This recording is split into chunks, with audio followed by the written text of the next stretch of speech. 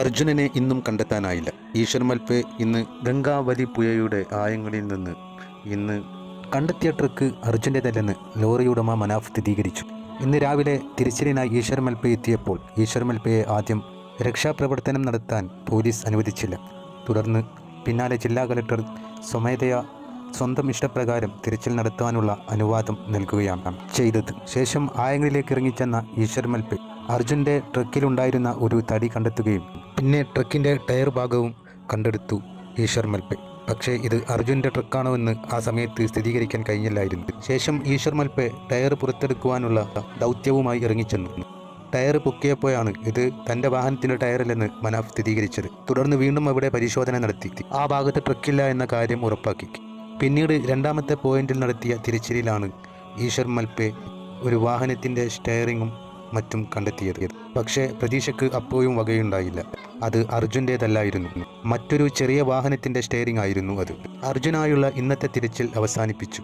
10 ദിവസത്തെ തിരച്ചിലിനുള്ള അനുവാദമാണ് കർണാടക ഹൈക്കോടതി നൽകിയിരിക്കുന്നത്.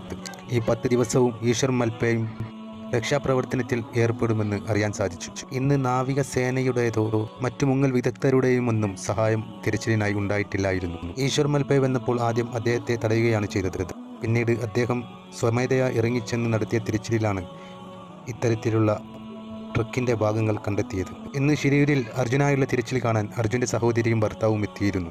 അർജുൻ്റെ ഭാര്യയും മറ്റു കുടുംബങ്ങളുമായി ഇന്ന് വരാനാണ് ഉദ്ദേശിച്ചതെന്നും എന്നാൽ അവരുമായി ഇന്ന് വരാത്തത് വളരെയേറെ നന്നായുമെന്നും അർജുൻ്റെ സഹോദരി പറഞ്ഞു. അതെന്തെന്നാൽ ഇത് കണ്ടു നിൽക്കുന്നതിൽ വളരെ പ്രയാസമുണ്ടെന്നും തൻ്റെ സഹോദരൻ്റെ വിയോഗത്തെ തുടർന്ന് വളരെ പ്രയാസത്തിൽ കഴിയുന്ന ഞങ്ങൾക്ക് ഇത് താങ്ങാനാവുന്നതിൽ വലിയ വേദനയാണെന്നും അർജുൻ്റെ സഹോദരി പറഞ്ഞു. അർജുനനെ എത്രയും പെട്ടെന്ന് തന്നെ കണ്ടുകിട്ടാനാവട്ടെ.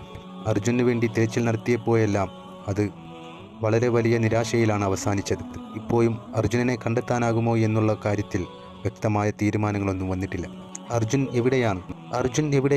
അർജുനനെ കണ്ടെത്താനാവുമോ എന്നിങ്ങനെയുള്ള ചോദ്യങ്ങളുടെ മറുപടി അജ്ഞാതമായി തുടരുകയാണ്. അർജുനനെ എത്രയും പെട്ടെന്ന് തന്നെ കണ്ടുകിട്ടാനാവട്ടെ എന്ന് നമുക്ക് പ്രാർത്ഥിക്കാം. അർജുനനെ എങ്ങനെയെങ്കിലും കണ്ടെത്തി നൽകണമെന്നുള്ള കുടുംബത്തിൻ്റെ ആവശ്യം എത്രയും പെട്ടെന്ന് തന്നെ നിറവേറ്റി കൊടുക്കാൻ രക്ഷാപ്രവർത്തകർക്ക് എത്രയും പെട്ടെന്ന് തന്നെ കഴിയട്ടെ എന്ന് നമുക്ക് പ്രാർത്ഥിക്കാം.